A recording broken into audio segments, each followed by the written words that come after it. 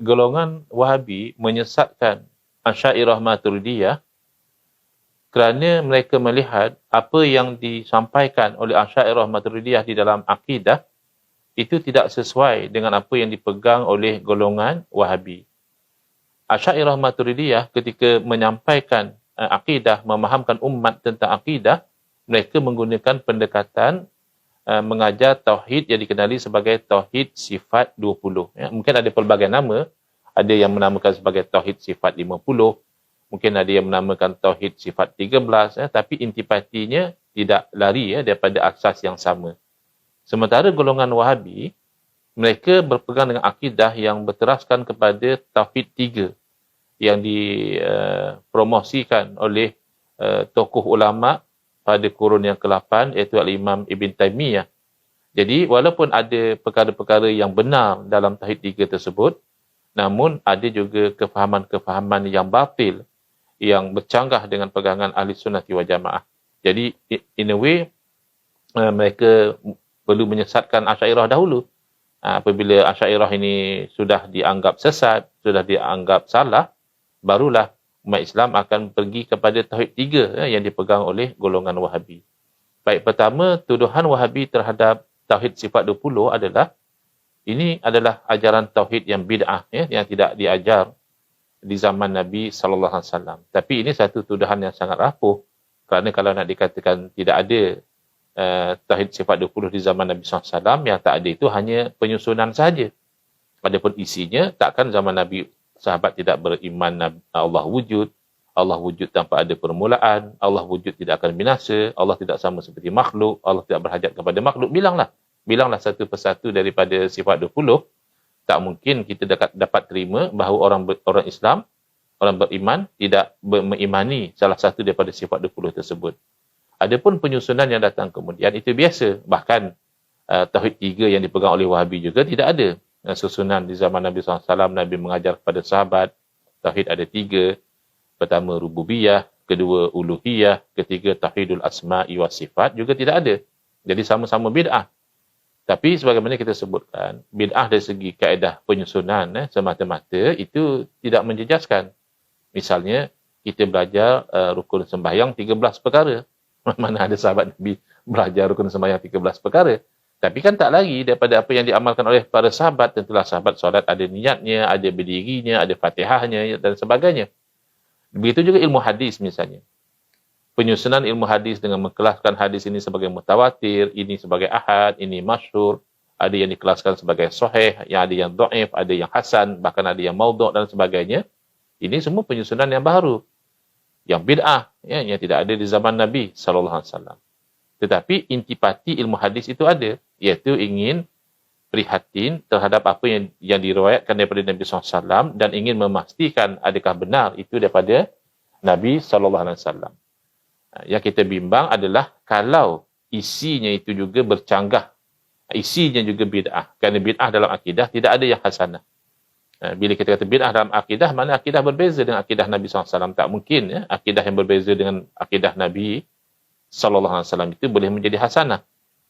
Jadi kita lihat mereka mendakwa bukan sahaja ilmu sifat 20 ini adalah bid'ah, bahkan ini diambil daripada ilmu falsafah Yunani. Ini ilmu orang kafir. Ini bukan akidah Quran dan Sunnah. Ini juga satu bentuk penyelewengan fakta. Kita boleh mendengar apa yang mereka dakwa, tapi kita juga boleh bertanya kepada mereka. Mereka dakwa ini adalah daripada ilmu falsafah Yunani. Maka pertanyaan kita, ahli falsafah Yunani yang mana? Yang nama apa? Dalam kitab apa mengajar sifat 20? Pasti mereka tidak boleh mendatangkan. Kerana mereka hanya mendakwa dakwaan yang kosong. Kalau benarlah ilmu sifat 20 ini daripada ahli falsafah Yunani, pasti ada ahli falsafah Yunani yang mengajar sifat 20. Bahkan for the sake of argument, untuk kita mendebati mereka, kita andaikan sahaja, adalah ahli falsafah Yunani yang mengajar, yang berpercaya bahawa Allah wujud tanpa ada permulaan, Allah wujud tidak akan binasa, Allah tidak sama seperti makhluk, makhluk tidak sama seperti Allah, Allah tidak berhajat kepada makhluk, Allah Maha Esa, zat, sifat dan juga perbuatannya. Ya Allah Maha hidup, Allah Maha mengetahui, Allah Maha melihat, Maha mendengar, Maha berkata-kata. maka berarti jelas orang falsafah Yunani ini sebenarnya orang mukmin, orang yang bertauhid, kerana dia beriman dengan apa yang perlu diimani oleh seorang yang mukmin. Cuma realitinya tidak ada. Ini hanya dakwaan kosong semata-mata. Misalnya saya secara ringkas saya terangkan, pertama tauhid rububiyah. Tauhid mengesakan Allah.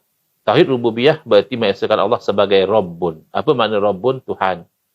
Tapi ia membawa konotasi Tuhan yang menciptakan, Tuhan yang menghidup dan mematikan, yang mentadbir alam semesta, yang menyembuhkan penyakit, yang memberikan rezeki. Itu semua adalah Allah semata-mata. Jadi setakat itu benar, tak ada masalah. Cuma bid'ahnya tauhid 3 ini dalam bab tauhid rububiyah adalah dakwaan kononnya. Tauhid rububiyah ini juga ada pada orang-orang musyrikin. Penyembah berhala seperti Abu Jahal, seperti Abu Lahab, didakwa bertauhid dengan tauhid rububiyah. Ini batil. Ini sebenarnya salah faham terhadap makna daripada ayat suci Al-Quran. Allah berfirman, misalnya, wala in sa'altahum man khalaqas samawati wal arda wa sakhkhara asy-syamsa wal qamara la yaqulunna Allah.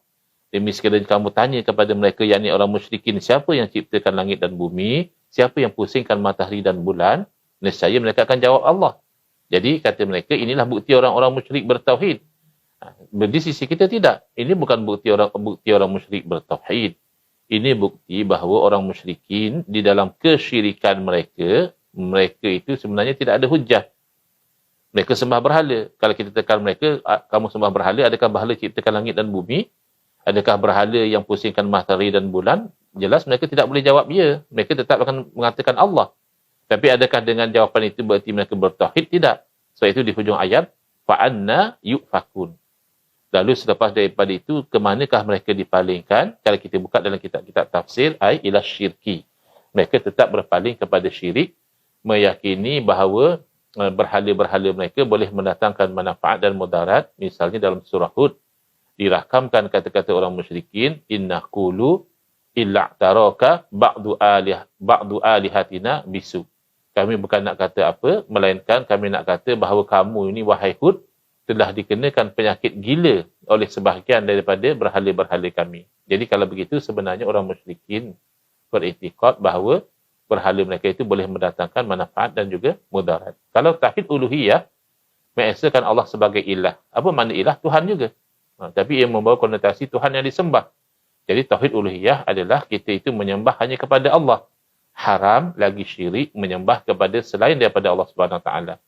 Jadi ini benar. Ini juga pegangan ahli sunnah wal jamaah. Bahkan inilah pegangan orang Islam.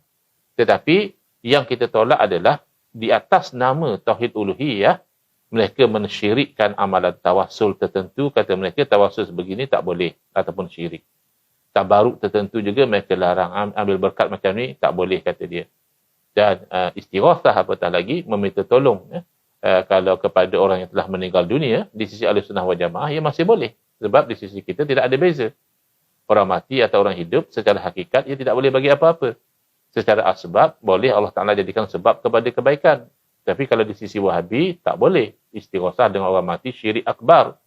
Itu syirik yang menjadikan orang itu kafir, terkeluar dari Islam, halal darah, boleh dibunuh. Jadi jelas oleh itu mereka menyesatkan Asy'ariyah Maturidiyah dalam isu ini, dan yang telah sebutkan tadi, dalam mendepani ayat mutasyabihat, mereka atas platform Tauhidul Asma'i was Sifat, Tauhid nama-nama Allah dan sifat Allah tidak ada masalah. Ahli Sunnah wal Jamaah Asy'ariyah Maturidiyah juga belajar nama-nama Allah. Bahkan memang kita belajar sifat-sifat Allah. Tetapi atas nama Tauhidul Asma'i was Sifat, mereka memahami ayat-ayat mutasyabihat dengan makna yang zahir yang tidak layak dengan Allah Ta'ala. Ini masalah. Misalnya takkan kita nak kata, mereka kata Allah bertempat di atas arasy dengan yang layak dengan Allah. Kita berpegang istiwaan yaliku bihi jalla jalalu. Istiwa yang layak dengan Allah, okey, tak ada masalah.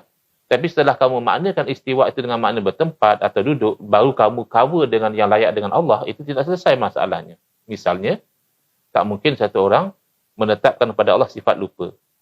Dia kata Allah juga bersifat dengan sifat lupa, tapi lupa yang layak dengan Allah. Lupa itu sudah tidak layak dengan Allah. Walaupun dalam Al-Quran ada disebutkan nasullaha fanasiyahum. Mereka lupa akan Allah, lalu Allah lupa akan mereka. Tapi tidak boleh dimaknakan dengan makna lupa, Tetapi para ulama tafsir memaknakan dengan makna Allah tidak peduli dan Allah azab kepada mereka. Demikian, mereka menolak takwil golongan Wahabi ini kerana mereka ta'assub kepada pendirian Al-Imam Ibn Taymiyah yang menolak takwil, yang mengatakan tidak ada majaz di dalam Al-Quran. Sedangkan takwil ini adalah uslub Allah sendiri.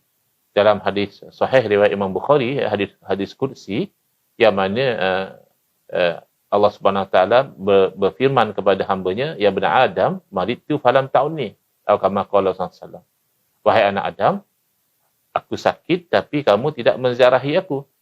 Bolehkah kita kata, oh saya berpegang dengan hadis sahih, maka saya menetapkan Allah sakit, tapi sakit yang layak dengan Allah? Mana ada sakit yang layak dengan Allah? Sakit itu satu bentuk kekurangan, kelemahan. Maka dalam hadis tersebut Allah sendiri takwil, maridtu, Allah takwil kepada maridha abdi fulan, hamba aku si fulan sakit. Jadi Allah nisbahkan kepada zat Allah, bukan berarti Allah yang sakit, tapi nak menunjukkan betapa pentingnya urusan menziarahi saudara-saudara, hamba-hamba Allah yang sakit. Kalau kamu ziarahi dia, nescaya kamu dapati aku berada di sisinya. Itu kan masalah lagi. Kalau nak ikut cara Wahabi, berarti Allah bertempat di rumah sakit, atau di hospital, atau di sebelah orang sakit. Tapi tidak demikian. Kefahaman Ahli Sunnati wal Jamaah, takwil itu wajib apabila dituntut oleh dalil. Jadi itu salah satu sebab. Dan yang terakhir, mereka menolak atau menyesatkan Asy'ariyah kerana mereka katakan Asy'ariyah ini ahlul kalam, bergelumang dengan ilmu kalam, sedangkan ilmu kalam ini ilmu yang dikeji, yang dilarang oleh para ulama untuk kita mempelajarinya. Ini juga sikap gagal faham golongan Wahabi, dan mungkin sengaja tak faham mungkin juga, kerana ilmu kalam yang dikeji dan dilarang oleh para ulama itu adalah ilmu kalam yang batil, yang membawa kepada kufur, sekurang-kurangnya membawa kepada sesat, sebagaimana ilmu kalamnya golongan Mu'tazilah. Tetapi ilmu kalam yang ambilannya daripada Quran dan Sunnah, yang menggunakan akal dengan panduan Quran dan Sunnah, itu ilmu kalam yang dipuji, yang bahkan digunakan oleh para ulama yang besar-besar. Mereka menggunakan ilmu kalam untuk menegakkan kebenaran. Jadi, adalah sangat keliru untuk golongan Wahabi menyesatkan Asy'ariyah kerana berpegang dengan ilmu kalam, tanpa mereka membezakan ilmu kalam yang batil, yang mazmum, yang dikeji, dengan ilmu kalam yang hak, yang mahmud, yang terpuji. Hadza wabillahi taufiq wal hidayah. Wassalamualaikum warahmatullahi wabarakatuh.